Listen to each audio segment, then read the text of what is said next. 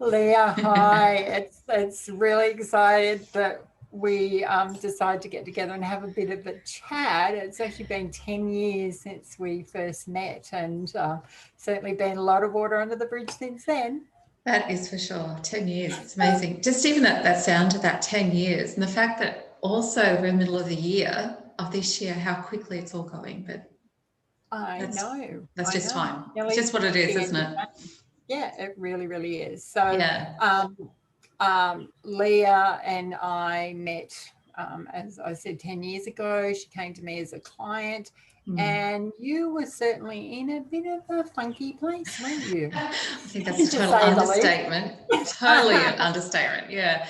It was middle of the children's court custody, so there was lots of big emotions, especially since it wasn't going well.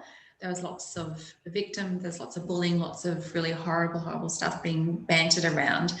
And I was at a loss. I'd lost my total identity and lost everything that was important to me. So there's nothing more to say. Oh, it's just an empty vessel.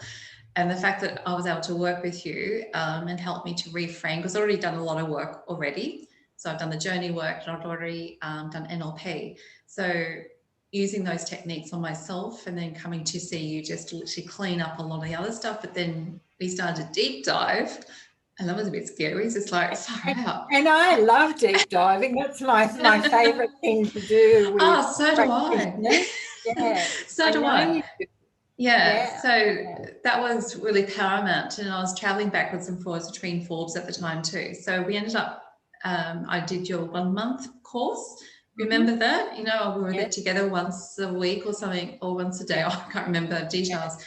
Yeah, but how much stuff did that? And then I thought, you know what, if I'm going to get better, for a better word, whatever word is the best word, if I wanted to heal and get through this process, I needed to have a lot more support, which is then we agreed to work together for a whole year. And that was pretty incredible too. Yeah, you just kept buying my 3-month program over and over and over again. And but actually, it was working. I think it was a little bit longer than a year.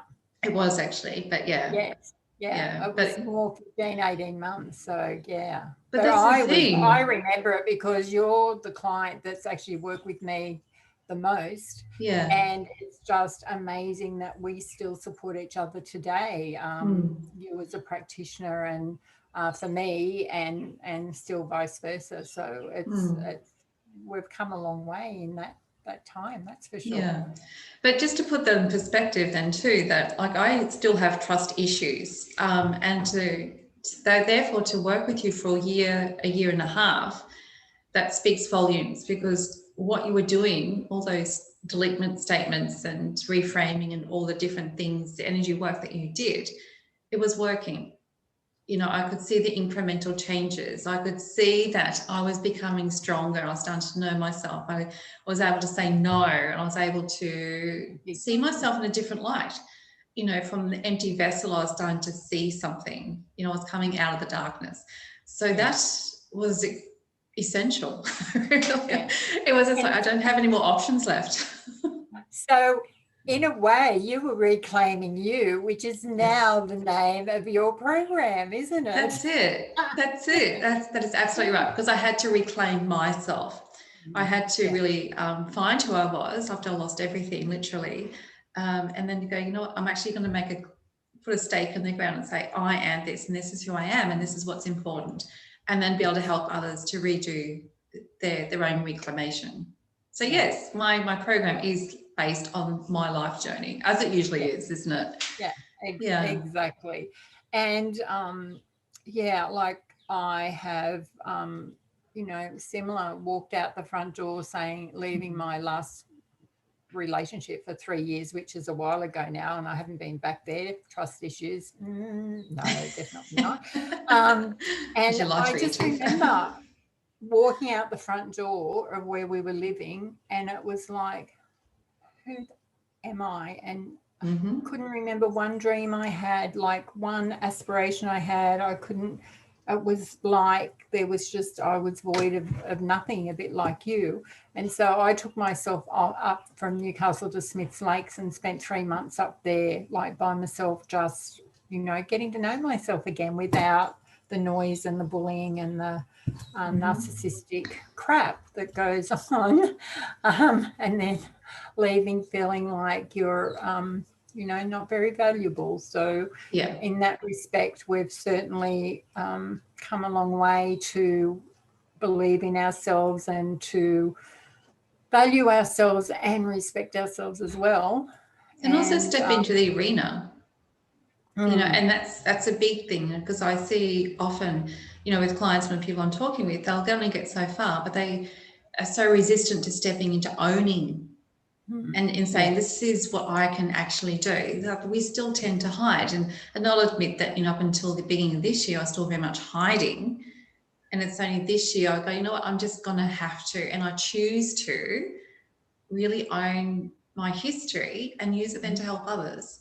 I've been dabbling for all these years because I've been doing the healing work because it was so big that I had to do. But it's like, you know what, now maybe it's the stars being aligned. Maybe it's maybe it's my time. Right. No, eclipse Fahrenheit, so they'll really. But maybe it's all this, the perfect timing stuff that we need to learn. The drama, we need to work through the pain to be able to help others with empathy. And so many people say that, that it is the biggest lessons, the most painful ones are the biggest blessings. And to really hold on to that, we all go through crap, some bigger than others, but we also don't get more than what we can handle. Thank goodness, because I've had to handle some pretty heavy stuff. I know for me, the shame and guilt has been horrendous. Like, moving through that in so many different ways, and how much that has held me to ransom. Carrying that around about, my body, my sexuality, my money flows, my career. I was a nurse and midwife, and ended up working in neonatal intensive care nursery, not feeling like I belonged there. And yet years later it was like, well, they wouldn't have you there if you weren't bloody awesome. So since then, it's opened such a huge door, that one awareness to me realizing and acknowledging and owning that I'm bloody good at everything I do. Like, everything I turn my hand to. I've done reception work and I've nursed and I've the list goes on, and like many of us. And if we really look at it, we're really good at that. But I like to say that I'm really kick-ass facilitator and change agent. So you are, I'd agree. But can I just touch on a point that you did raise, that one core issue, or two actually, the shame and the guilt. And when from a psychology, like when you look at psychology, how we actually create our thoughts and our beliefs, it's these really big emotions that are like the onions, like the stem of the onion. And then over time, these layers and layers and layers. And it's, each layer is like a teacher or a parent or a sibling or a peer or media or social norms at the time, generational stuff. And it's as these layers become bigger, every time we have a similar message that comes to us, we put another layer on. So once we get to a point, the onion. It does. The layers, it creates the onion in this analogy. And you can imagine how many layers we create then over a life of 40, 50, 60, 70, 80 years. And then sometimes it's not right to actually go in and get the core out. You've got to unpeel the layer by layer by layer by layer. And which is why much bigger and more layers than a real onion. Yeah, of course, definitely, because we've got very, very big onions, very fertile ground. But it's the reason why, sometimes it feels like we're just keeping going around in circles or going through the cycle. We touch on it, we clear a layer, but then a similar person or a similar instance or situation will bring up another layer. And that's why it doesn't always happen instantly as much as you'd love it to. Like the onion would just explode and everything would just fall into place. But, if we do that, if we really get down to the core, sometimes the fallout effect in our lives can be massive. you know, because it does impact relationships and dynamics and relationships, and it goes into work and then families and, you know, our own self-perceptions and everything. So sometimes the gentle approach, you know, regular contact, looking at a similar situation from different angles so that we can then, in fact, healthily clear through the layers. And then, yes, we eventually do get to the core. Sometimes it's faster then because we've learned so many other strategies of coping and clearing in the moment, which is what you're brilliant at. You know, literally I'll ring you up in the stress when you go, far out, blah, blah, blah, blah. You go, okay, well, let's just clear this now. Clear the debris that you've actually uncovered, which I'm very good at as well, helping myself and others uncover. And then it's just like, I ring you and you go, okay, let's just clear that stuff out of the way. Do the genetic, karmic, generational consciousness. Other lifetime, everything. Stuff from wherever. And that is the magic. Yeah. Absolutely. You know, the number of, in the last, I would say last 3 months, particularly because there's been some other really big issues in my life where I've had to ring you and go, blah, blah, blah, blah, blah, blah. And you go, okay, let's just shift it. And then the instance, you know, how quickly I feel better, lighter. And it's like, what was I worried about? What actually happened? And that is really when you get to a point where you clear it and you cannot remember what the actual issue was, that is where gold is, and that's where freedom is. That is amazing. But it is, I agree. just want to say that 10 years ago to now, how much lighter and easier the energy shifts now too.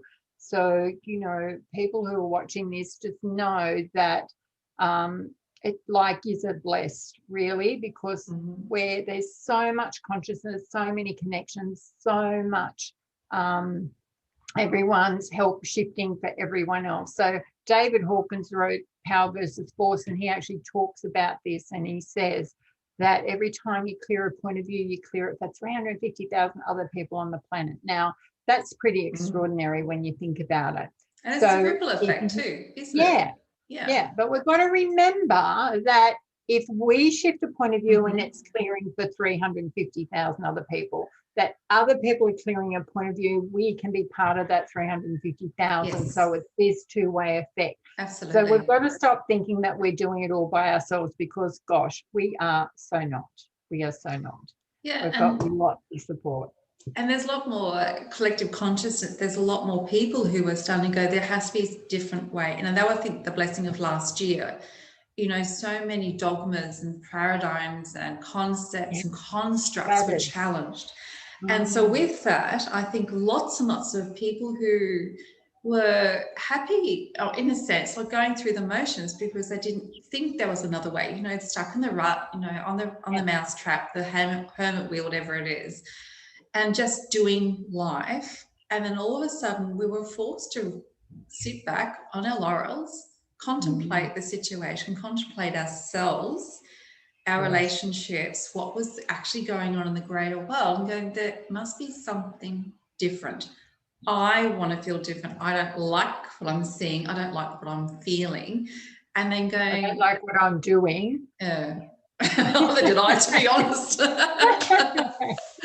But this is the beauty when we start to become aware, which is why I've got 3 phases in my programs. You know, the first is self-awareness, and then second is curiosity. You know, what's actually going on here, and who am I? What am I doing? What am I co-creating? Because it starts with us, and then things come to us from the vibrational law of attraction philosophy. And then it's about getting clear. What do you actually want to be creating in your life? And so the 3 phases, and that's what you do too, in a quicker way. Like I'm slower because my brain thinks in a different way to you. And that's perfectly okay.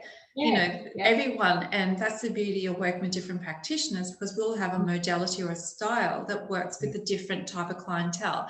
And there's no right and there's no wrong. No, you know, it's just who do you work best with, and that changes too. Like, how many practitioners do I work with? Seriously, there's you and there's that person and that person. You know, it depends on what I need in the moment. Yes. And that's the other beauty. We were having a conversation before we recorded this, and you know, I've had a session with a practitioner and she'll come back 3 days later and say, oh, what's changed for you? You know, how did my session impact on you? And it's like, you know, it's like, well, it's a bit hard to say because that week I did this and this and that, and I saw this one, I watched this, and I did all this shifting stuff for myself. And so it's really hard to say. And I think that's the thing really important, that no one practitioner has the answer for you. And because you as a client is shifting and changing and moving all the time, then different things resonate with you at different times. So and that's what's so beautiful about living in the 21st century, is there's so many different modalities popping up, and different ways of clearing and different ways of learning to be who you truly are, and to get closer and closer to that joyfulness, that and that inner peace that really, that for me, love, joy, peace, like that has always, that's been my anthem for so many years. And you can see on my thing, love, peace, love, and sandy feet. So yeah, it's just getting to that place of having inner peace, which has got nothing to do with your external environment. And I think that's really, really an important place to get, that you can have this amazing sense of stillness and peace within, and your whole world can be in chaos. Yes, and I was reflecting that over the weekend. I'll put a post in my page that, you know, I remember what I felt like 10 years ago. I was a nervous wreck, and as embarrassing as this sounds, I could actually smell my own fear, because as animals, we actually do excrete different pheromones and different chemicals in different reactive states. And I could smell my own fear.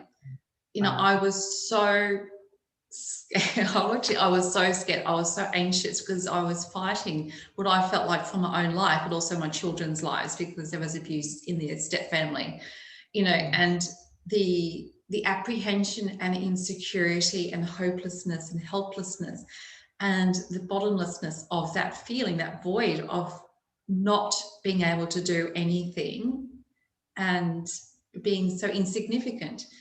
And then over the weekend, I was sitting in bed going, I was asking myself, because what I tend to do is I pick a person, I ask in my head questions that I'd be curious about them, and I obviously then have to answer them for myself.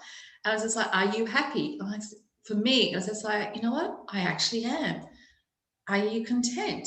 Because I'm curious about this other person. I'm going, you know, I am. And this has been improving over the last couple of months, particularly this year, because I've been challenging myself and just really feeling into my state of being a lot more, you know, that awareness, getting curious again about me. And it's just like, I'm more often content and happy and at peace. Yes, I still fluctuate. I had a challenging day yesterday, but I was not going for weeks. No. That's the other big difference. My depression was for weeks, sometimes months. And to try and snap out of that, you'd remember, I'd ring you and say, this is what's happening. I just can't shift it. And you do your little bit and you change a little bit. But the depression was for months. But now, like, I felt down, but I wasn't depressed. And yes, it did last the day.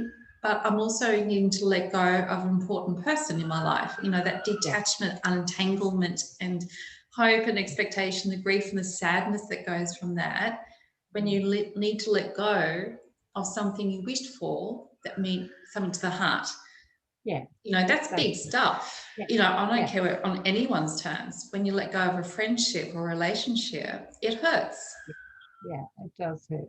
And I think the important thing that you said is it was like a day, Leah. Like, you know, we've both experienced like months, years of like feeling like crap every day, feeling, you know, for me, it was deep sadness. Like I had this deep sadness that I'd been carrying around since I was 15 from the death of my baby brother. Like, and I was 45 before I had the courage or could face the pain of that. And so moving out of that deep sadness was like walking through, I'd like to say molasses, but I think it was even thicker than molasses. I mean, it was mud, clay. Clay's probably, But stuck in clay. And the other thing was I'd become attached to the sadness. You know, it was like my, you know, badge of honor that I wasn't willing to let go of. And that's the secondary gains that we talk about. Yes. You know, it does become part of us, part of our identity. And as you said, that badge of honor, if I let go down this grief or this sadness, then who am I? What's the new story?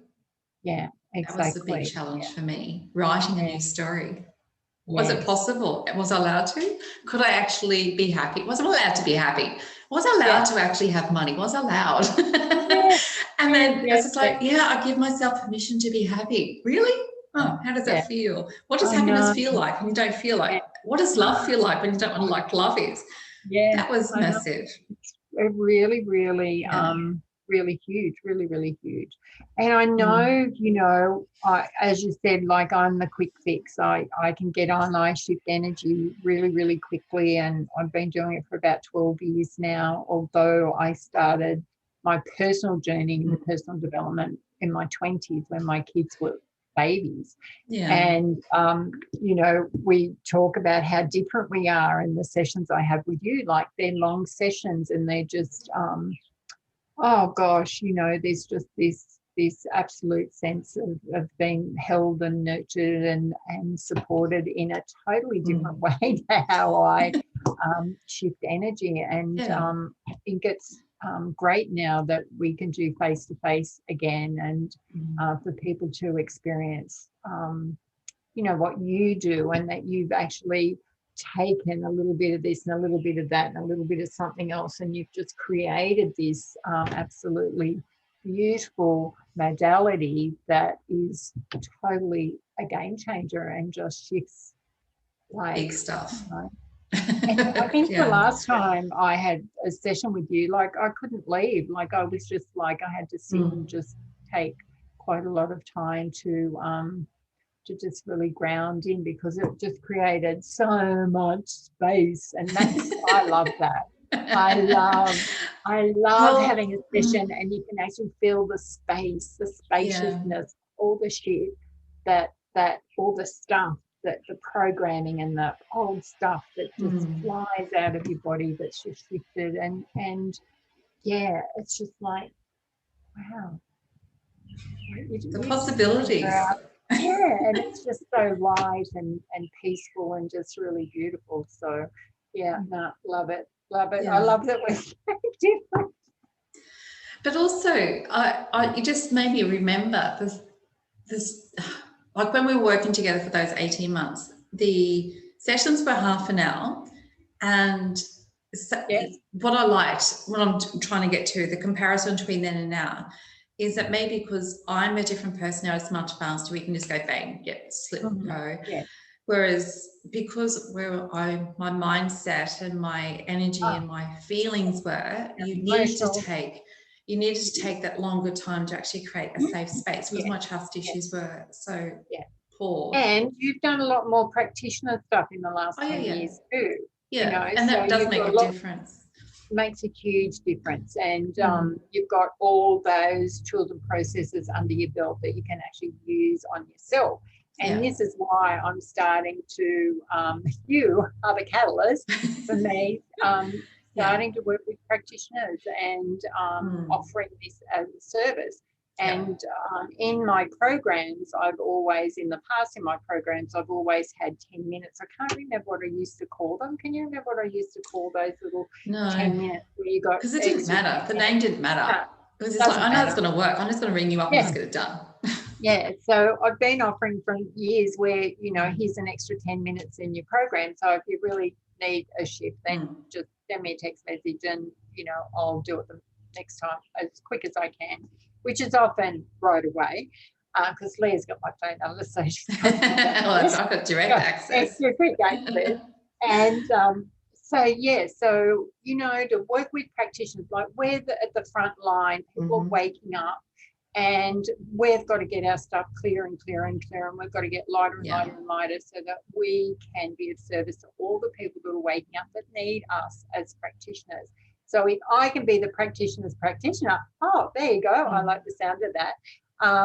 just to clear. So you use all your own tools and processes. And as Leah said, there's just something that you're not seeing. And, you know, we can't see our stuff. We're not willing to see that really deep stuff. So I'm just excited because this has been bubbling around for years. It has. I'm now living in Darwin, and it's a match. I can feel the energetic match of being here. And the other exciting thing, because like 7 minutes was the last time it took us when I did your last clearing, Leah. And my challenge all these years why I haven't done it is because pricing, I didn't know how to price it, but now I'm just going to do it by donation. So it's just going to be really, really simple. Easy peasy, easy peasy. Yeah. And that's then honouring the receiver as well. Absolutely. Yes. And the fact that it's by donation, they'll get the link, I'm guessing. And then even if after 3 days they go, you know what, that really did make a difference and I'm grateful, and yet just have to spit more money or something too. Exactly. Because money is just an example. It is a representation of the exchange and the value. It's really a gratitude, a gratuity. It is. Yeah. And like, how do you price 7 minutes? Like, how do you price 7 minutes? How do you price the outcome? That's the other question. That's the bigger question. You know, when it is life changing, where you can actually step and go, you know, I'm out of this toxic relationship, full stop, go. How much of a life impact that is for yourself, but also your children. How, you know, the healthy boundaries and saying, I'm just not going to put with bullshit in my life anymore in any situation, whether it be at work, you know, family, you know, other relationships, friendships, whatever, and go, you know, this is who I choose to be, and have the ability to step into that. That is priceless. No one can put a price on that, you know. And again, I'll look at how much I've changed. You know, yesterday I got a job offer and it's just like, really? I thought I was going for this job, but you offered me this? Okay, I'll take that. And you know, tell us about that. Like you said, you went for this, but you ended up with that. So how did that come about? Well, how much do I share? Because I need to respect the other parties, obviously, too. Absolutely. So no names mentioning. No. So it's like, well, I was doing a role, and the owner manager, or the corporate manager was witnessing me in action. So I was effectively in my previous job doing a live job interview unknowingly. I had an inkling because I knew it was a staff meeting. So I thought, okay, this will be interesting. I'll just watch and observe and see if I like to work with them. And as it worked out, as he was leaving the building, he goes, if you want a job, come and see me. So, you know, my space at that time was like I was getting ready to leave, but I didn't have the courage to leave because I do still have loyalty issues where my word is my honor is my word, and I do as I say and do as I say. And that's really important. There's some of my values. So but your ultimate loyalty should be to yourself. And I think I'm learning that. I'm learning. But, you know, previously it was like, you know, you say what you do and your actions speak louder than words. And so it was in that conflict, you know, learning to step into me and trust me and honor and respect myself. And there's abuse going on at the workplace. And that's a lifelong struggle. So to be able to step through that, he goes, you know, if you want a job, come and see me, which I did. My loyalty stopped me from accepting that particular job at that time, walked away, sacked myself from that job 2 weeks later because other stuff was happening. Okay, I am worth more than this. Did a few other jobs in between, applied online on Friday. They ring me Friday afternoon, mentioned different roles. I thought, yeah, I'm just going to go. They're just going to offer me this. And I thought, I can do that. That'd be good entrance, not a problem. Anyway, I go to the job interview and he goes, I want you to do this. I want you to actually use your skills and your ability to look after people and spoil people and make them feel good, because it's a waitressing job. You know, make them feel special, spoil them, job. Upsell. You can do it. Mentor the staff that are a little bit younger than you. I'm going, wow, you saw all that from me serving you for an hour and a half while I was on my job. But it is that shift, you know, going from accepting abuse in a work environment, saying, no, I'm so over this. And the tripping point was, for me leaving, was their attitude towards customers. Yes. You know, and this job now is all about customer service. So it's, and again, I think what I'm attempting to just demonstrate is that the stepping stones of change. You know, sometimes we really don't know why we do what we do, or why we're going through experiences, or the lesson in the moment, how that's going to help in the future. And it's that trust and that faith to go, if I do this, better is coming. And that was a huge lesson for me, to have that trust for the future and go, it will be okay. Yeah, and you left that job without having a job. Well, that's right. Yeah. It's just like, no, because I'm very blessed. I'm still on Centrelink. I didn't have to reapply. So I was very fortunate and blessed. And that's what I love about Australia. Well, one of the things, besides the fact it's a very safe country, but we have structures in place to support, and we really do honour many of our citizens. Yes, there's people who abuse the system, but at the same time, there's people who genuinely need help. And the government does do that. We may not always agree with the way things are done, but again, that's a perceptional thing. And if we switch it around to gratitude, thankfulness, honour and respect for what it is, then things change also, because again, what we put out to the world comes back to us in form. It does. So with gratitude, I go, okay, I'm just going to accept that I am being supported by the universe, in this case through Centrelink's funding. I'm going to do what I can do, put myself out there, take on other jobs that I could do, but then it triggered other issues where I was having to clear. That was an interesting process, because I'm a perfectionist at heart, which is an insecurity. And this other job really, really pushed my perfectionist, and it put my anxiety through the roof. And I was just like another red flag. Okay, not that I couldn't do the job. It's just like I'm still trapped in that aspect of myself. So we're able to clear that. You did help me with that one as well. So then I was like, okay, I'm actually work more than push, stressing myself to the nth degree. And then this job came along. And because it came back to value and respect. Value, respect, and honouring you, which you chose over dollars. Yeah. And then that has multiplied into your new position where you are honoured, valued, and respected.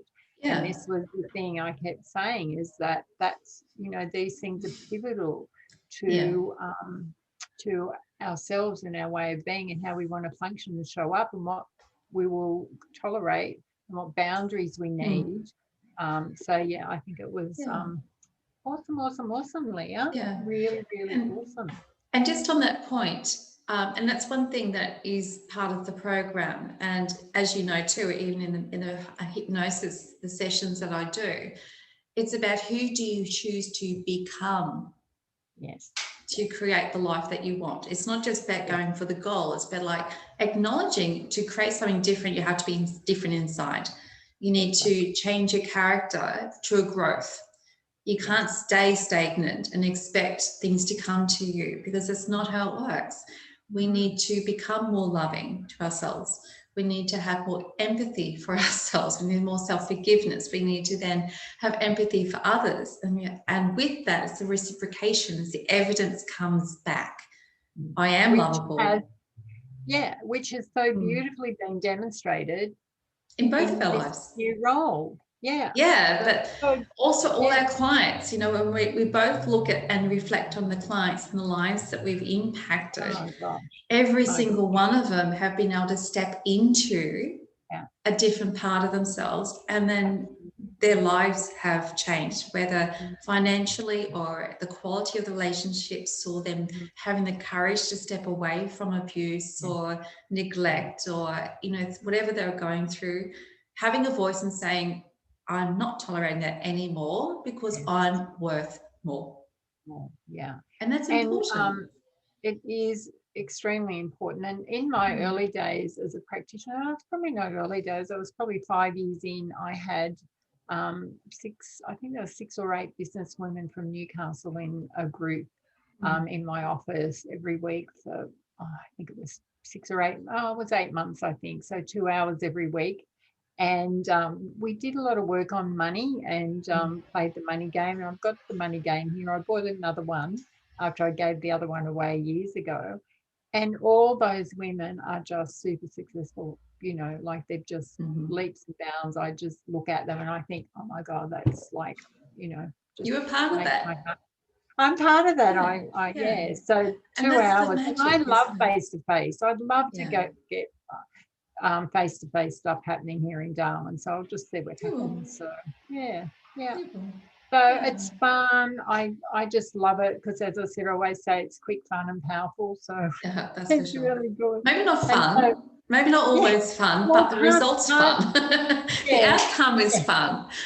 Outcome is fun, and it just depends where you're at. But you Mm. know, it's like that high emotional stress situations where you just need that release, that relief. That I seem Pressure to cooker. just Yeah. pressure cooker, and I'm just on point with that. It's like, as Mel says in whatever show she's on, Britain's Got Talent, she said, on point with that.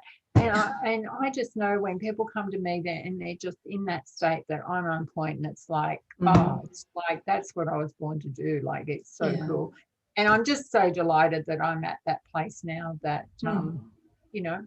So we can also help people quickly, because that's the other thing, you know, often I'm just talking to people, you know, just in general conversation, and they go, oh, yeah. And that's the other beauty. That's one of my gifts that I do have. I actually see and I feel and I get told messages. So it's like I'm actually being in the other person's sense of space and body, and I get it. I literally get where that person's at. It's just like, well, how about this, this, and this? And they go, oh, of course. Yeah. And then, as you know, when I work with practitioners too, they go, just give me the awareness, help me to see it, and I can just shift it. And, you know, that's where we are common. We can both see and sense and know. And when we're working with practitioners, it is so much faster and so much easier. And, you know, I worked with another practitioner 2 weeks ago, and whole business shifted overnight.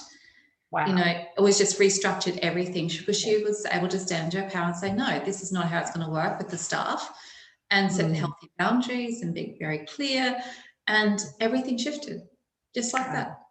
And of course, it does. Just like that. Just like that.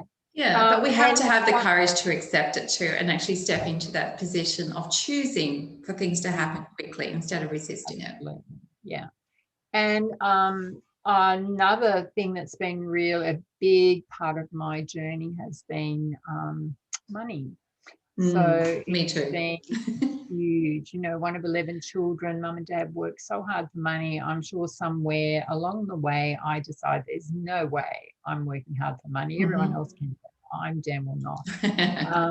And we're not meant to. It's like love. We're not meant to work hard. No, ease and flow all the way. And so I do a lot of work with clearing money limits. So whatever that is, and that's another fun thing I really enjoy doing. Because I've been there, I've done the struggle, I've been the fear and terror of lack and the poverty consciousness, whatever you want to call it. And I remember the day I was living on the Sunshine Coast, and all of a sudden I was so worried, didn't have a job, just moved there, and it was like, got to pay rent, and it was like highly, highly, highly stressful. Yes. And all of a sudden I had this peacefulness come over me, sweep over me, and it was like, you know, this is what peace with money feels like. And then a couple of years later, it was like the peace mantra with money: let there be peace, let there be peace on earth. With money, and let it start with me: peace in my heart, peace in my mind, peace in my soul, peace in every cell of my body.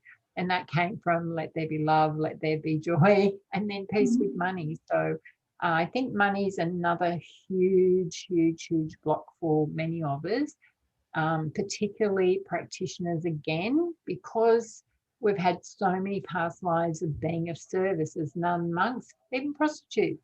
You know, when you think of those types of roles in other lifetimes, you're housed, fed, clothed. Like, money is a non-reality, and I've spent so much time clearing money as a non-reality for so many people over the years, because it's just not, it's like outside how we function. So we come into this lifetime, and big thing for me is being taking responsibility for my money, and I created debt, and it was like then taking responsibility for that, which I wasn't willing to do for quite a number of years. So it's so good to feel empowered with money now, which is really amazing. And I have a Facebook page called Love, Hugs and Money.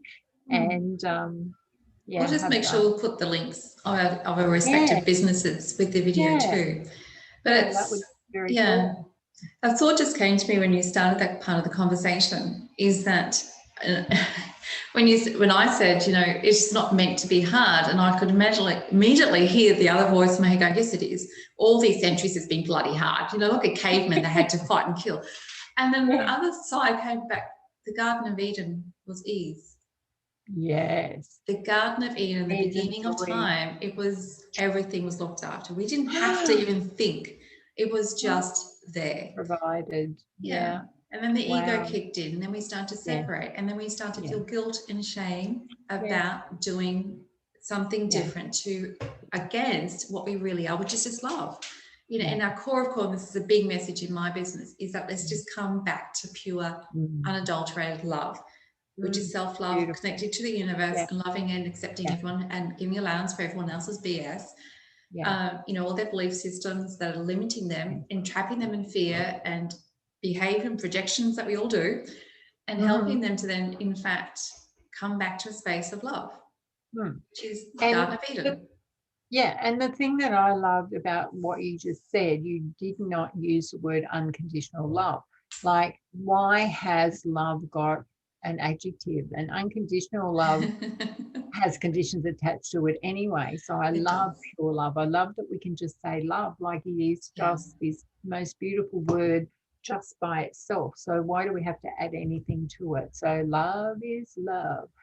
So wow, well, I've had absolute wonderful time chatting, Leah. It's an interesting, convoluted conversation, as usual, as we do. Yes, as usual, as we do. So I'm really glad we decided to do this. And so my name's Shirley Muller, and I'm Leah Marmulla.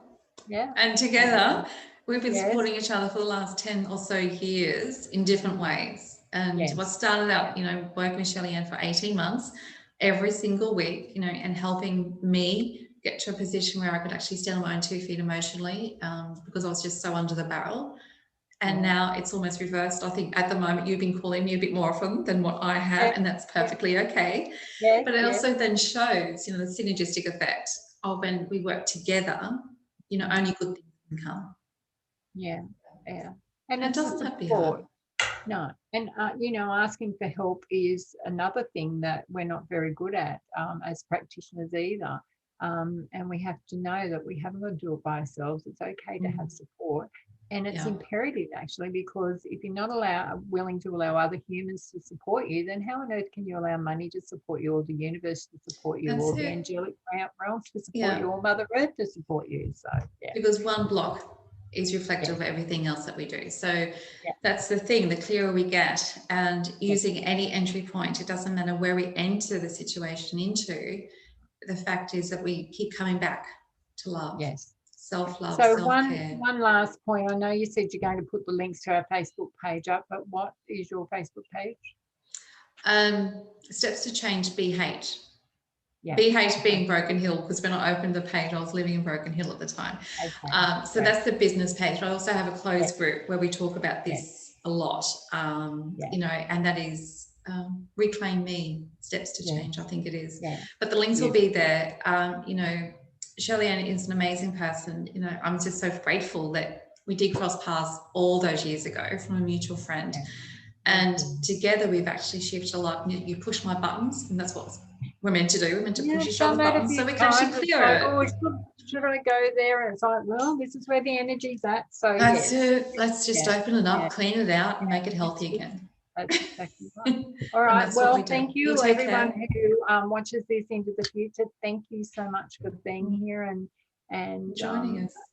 Joining us. And if you want to work with either of us or to collectively together, just reach out, and we can, even if it's not us, if there's a person that we do know that would work best for you, then we can link you up with other practitioners, because we both have a really wide variety of practitioners in our address book. We do indeed. Okay. Alrighty. Thank you. Thanks, Leah. All right. Bye, We'll see you soon.